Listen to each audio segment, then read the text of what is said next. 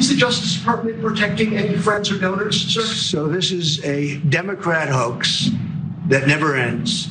You know, it reminds me a little of the Kennedy situation. We gave him everything over and over again, more and more and more, and nobody's ever satisfied. From what I understand, I could check, but from what I understand, thousands of pages of documents have been given. But it's really a Democrat hoax because they're trying to get people to talk about something that's totally irrelevant to the success that we've had as a nation since I've been president. I understand that we were subpoenaed to give files, and I understand we've given thousands of pages of files. And I know that no matter what you do, it's going to keep going. It's all about him. Oh, poor Donald Trump, the victim of this hoax. Why won't you talk about my great success? Remember when I ended the war in Ukraine?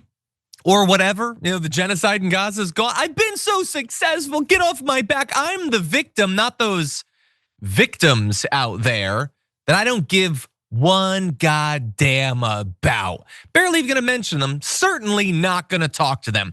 I'm in my fancy room with all my gold. Look at all my gold. You can't come in here, Epstein victims. No, I only bring in important people like Kid Rock and Dean Cain and stuff. Those victims of this Democrat hoax can't come in here. And it is a hoax. It's a hoax by the Democrats. So if you're one of those right wingers that still has either foremost in your mind or maybe an inkling in the back that like, it kind of feels like they really covered this thing up. He's telling you to shut all the way up about that entire thing. Get all of the way off of his back about that thing. He doesn't care and he's not going to pretend to. And what do you expect out of this guy? He's been so transparent. I mean, he dispatched the DOJ through Pam Bondi to say they were closing it. There wasn't gonna be anything more after they found out he was in there. And then everybody started whining. And since then, think about all of what he's done. They recently released a bunch of documents that were already publicly available, and they moved Ghislaine Maxwell into a much nicer prison.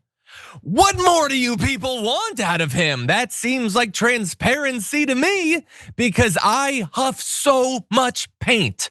You too should huff paint and you'll be more satisfied with the way the DOJ functions. But the thing about it is that it isn't going away. That's the one thing that, sarcasm aside, he was actually right about. And that's because some people do actually care. And some people have been directly affected by the sexual predations of his former best friend.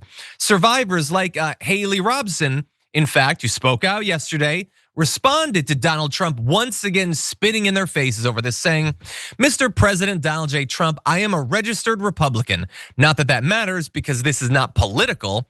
However, I cordially invite you to meet me in the Capitol in person so you can understand this is not a hoax. We are real human beings. This is real trauma." And Haley Robson is 100% right. And Haley Robson is goddamn brave for coming out knowing that she's likely to be attacked not only by Donald Trump and his administration, but the many right wingers that are 100% in the bag for the Trump regime. And despite years of pretending to care about sexual predators in general or Epstein specifically, they were told by Trump, "Hey, you gotta cut it out. We're not releasing anything." And they're like, "Oh yeah, forget all that QAnon stuff. I don't care." But the storm is not coming, I guess. And so Haley Robson has to come out, try to get disclosure, try to get the truth, try to get justice, as her own party has 99.8% abandoned her. There's a couple of Republicans we've given credit to on this topic. We're gonna do that again today, but for the most part, they don't care. And nobody cares less than Donald Trump.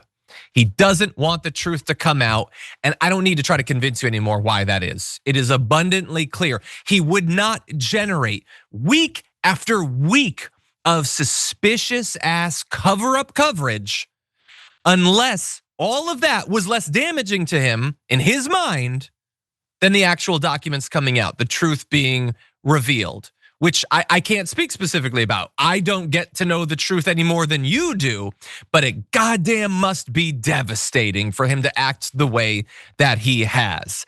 And I hope that those who are pushing for the truth to come out are successful. Thomas Massie, Ro Khanna, they've been trying to get their discharge petition to force an actual vote on releasing all of the documents.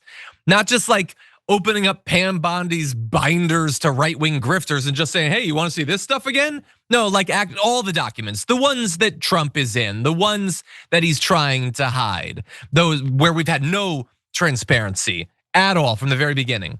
So Massey's discharge petition had 206 signatures as of yesterday afternoon. It needs 218. So if all 212 Democrats sign the petition, which by the way, if they don't, get them the hell out of Congress, get them the hell out of the Democratic Party, then we would need two more Republicans that are currently signed on. So I'm gonna give credit to 4 Republicans here.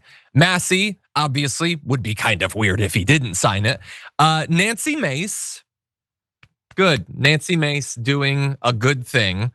Marjorie Taylor Greene and Lauren Boebert of all people. Okay, good. Lauren Boebert doing the right thing. That's it, by the way, we're done. There's no other names, including people like Anna Paulina Luna, who has pitched herself as a warrior for the truth on this topic for months now. And by the way, has been willing to fight with Mike Johnson on a number of issues. So it's not like she can't go against what Mike Johnson and Donald Trump are telling her to do on things like proxy voting or individual ownership of stocks. She's been willing to go against her party. She's not interested in this case. I don't know, maybe she talked to Johnson, maybe she talked to Trump, and they were like, yeah, no, it's gonna be really bad for us if this comes out, so don't sign that. And so far she hasn't. I hope that she does, but so far, no, we can't get 2 more Republicans to sign on to this thing. And meanwhile, Mike Johnson, who's going on the news and be like, we just want transparency. He is working tirelessly behind the scenes to make sure that it doesn't happen and that there's no vote. He apparently spoke to Trump Tuesday night about the Epstein files, and Trump told him, according to Mike Johnson, to get it out there, put it all out there. What do you mean? Why are you telling Johnson to put it all out there? Why don't you put it the hell out there? Why don't you call up Pam Bondi or post on True Social? You can even use AI to generate the post, since I know you love AI so much. And you could just do it. You're not doing it. Why did you tell him to put it all out there and then the next day do a press conference where you call it a Democrat hoax? You see the little issues there with their attempt to reclaim the narrative. None of it actually makes any goddamn sense. And so he doesn't actually care and he's not interested, and Mike Johnson doesn't actually care and he's not interested. Maybe there's some hypothetical world where Mike Johnson would want the truth to come out. He supposedly is a Christian. I'm assuming that, I don't know, growing up, he thought that would apply to things other than just tracking his son's porn usage. And so in theory, he should be against child sex predators. But I guess there's the desire to stop child sex predators, and then there's Donald Trump telling him to get in line, and he's like, screw that Bible stuff. I want to be speaker for a while.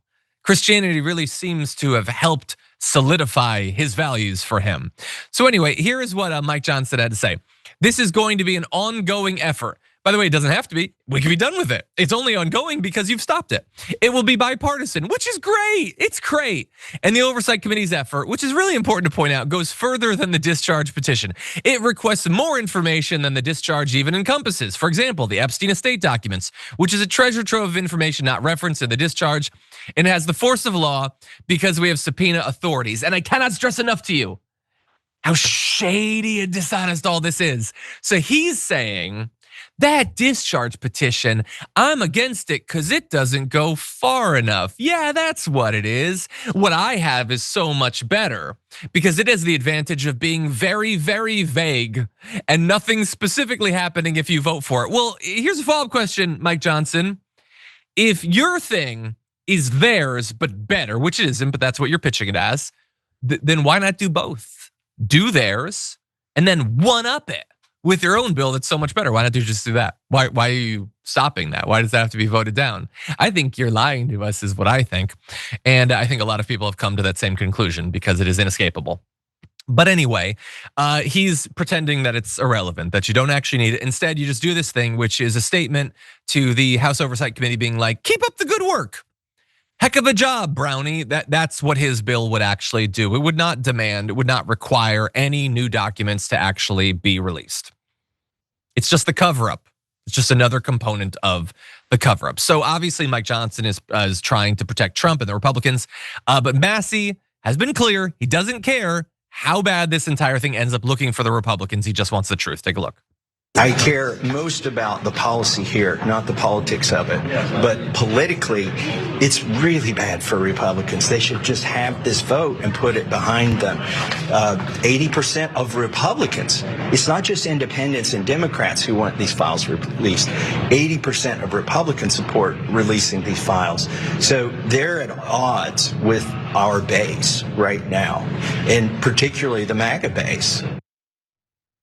I don't know that exact poll, but I'll assume that he's right. The issue with citing 80% approval for a thing is that, one, we regrettably don't live in a democracy. I wish that we did, we just don't. And two, none of those 80% of Republicans apparently host a show or hold elected office other than one or two. And so they don't count. And the issue is that Trump is making the calculation. So many of these Republicans are making the calculation like, okay, 8 out of 10 of our base think what we're doing is shady, but how many will no longer be part of our base as a result of it? I mean, if you think I'm doing a cover up and you think that's suspicious and you wish that I didn't, but you still vote for us, then why do I care? What's the difference? You're still gonna donate to us. You're still gonna support our candidates. What are you gonna do? You gonna vote for AOC or something? That's the calculation that they appear to have made. And maybe it's even savvy of them.